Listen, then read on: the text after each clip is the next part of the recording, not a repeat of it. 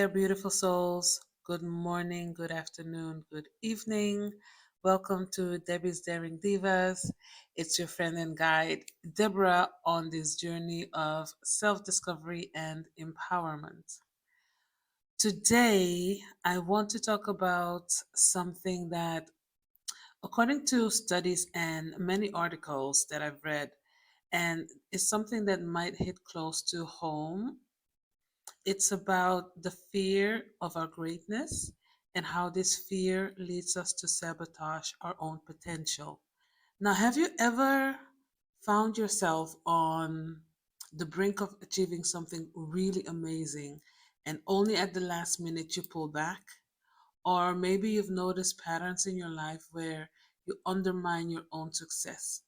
In this, you are not alone. It's called being human. And often this behavior, it stems from fear, doubt, and a complex set of emotions related to how we perceive ourselves and our worth. Now, self-sabotage is our safety mechanism. It's protecting us from the fear of failure or even fear of success.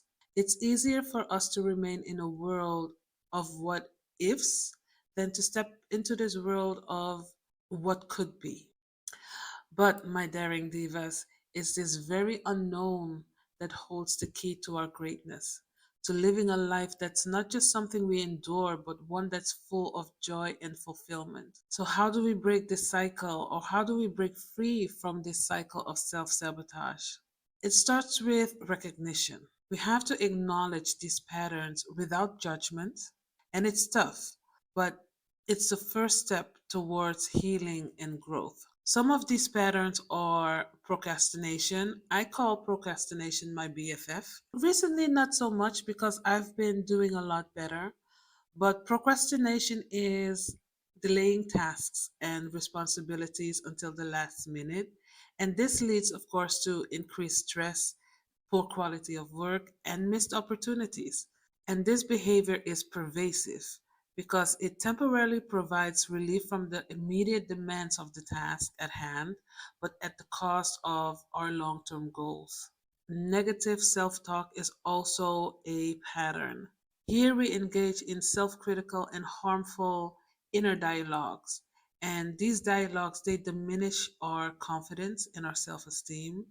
And by doing that, we sabotage our success by creating this self fulfilling prophecy of failure. And what can you do to combat this self negative thought? I always say, inquire into this thought. What is it saying to you? Why is it saying that to you? And can you know without a shadow of the doubt that what you're telling yourself is true? Perfectionism. I always call myself a perfectionist, but actually it's part of procrastination. But perfectionism is when we hold ourselves to these unattainable high standards. And this can lead to a fear of starting tasks or projects due to this belief that the results will never be good enough. And this can cause paralysis and inaction. I was listening to a podcast, I think it was Boss Babe, and I think it was with Danielle Canty when she was still part of Boss Babe. And she said, as long as it's 80% done, just do it. If you know that you always strive for perfectionism, as soon as you reach 80%, just go for it. Because if you're going to wait until you reach the 100%, it will never get done. It will never get sent out. You will never take action. So hold yourself to the 80% and then do it. Another pattern is the fear of success. I know it sounds funny, but some people fear change. They fear responsibility and expectations that may follow from success. So this leads them into subconsciously undermining their achievements to avoid these potential stressors. You would think that everyone would want to have success, but just the thought of all the responsibilities that come with success, it can be debilitating and it can be something that leads you away from moving forward. Another pattern that is very prevalent at the moment is the imposter syndrome.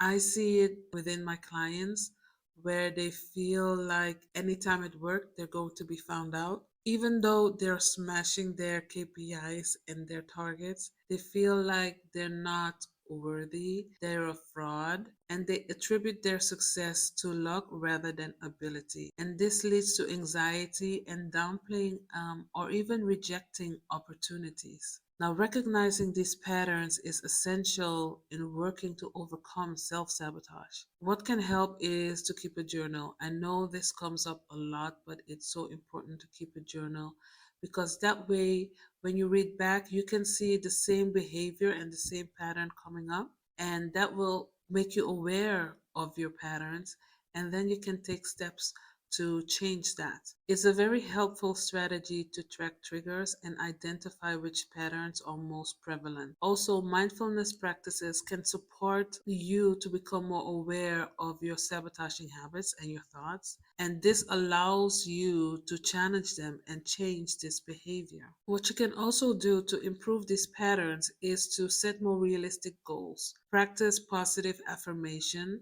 confront your fears, and also, you can seek professional help, such as therapy, to address underlying issues. Now, let's talk about understanding our worth. A study in the Journal of Personality and Social Psychology suggests that affirmations can significantly impact our self view, reducing the need to defend and protect our egos through self sabotage. I listen to these 3 hour affirmations when going to sleep to strengthen my subconscious. So, let me ask you, what are your affirmations? What are you doing to retrain and to strengthen your subconscious? If you don't have any affirmations yet and you don't have a practice to reprogram your subconscious, it's okay. Consider this your sign to start finding out what works for you. And then there's one of my favorites, the power of visualization, making the invisible visible. Envision your life where you're basking in your greatness. This can be a potent tool to overcome fear. I have the same vision each time I do my visualization exercise. And by regularly visualizing your success, the size of your dreams, they become smaller. Because I remember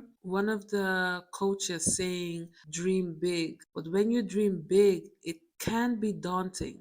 But when you regularly visualize your success, it makes them more attainable and more real. There are many visualization videos on YouTube. You can start small. Jim Quick has a short video called The Power of Visualization for Achieving Goals. There are also many visualization meditations to be found. Type that in the search bar and find one that resonates with you. And lastly, never underestimate the power of seeking professional help. Therapists and counselors can offer personalized strategies and insights, and this is based on an understanding of human psychology and empathy, and they can help you face your fears and move with them towards your greatness. And this journey of overcoming self-sabotage and embracing our potential, it's personal. But I'm here to remind you that you are not alone.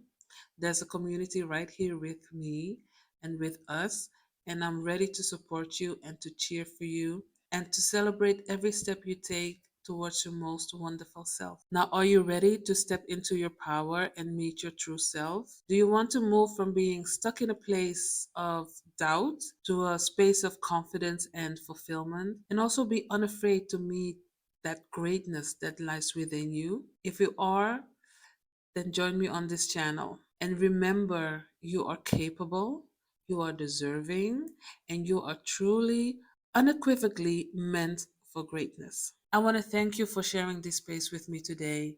And if this message resonated with you, I encourage you to share it with someone who might need to hear it. And of course, don't forget to subscribe for more heart to heart conversations like this one. Until next time, keep shining your light. The world needs your greatness.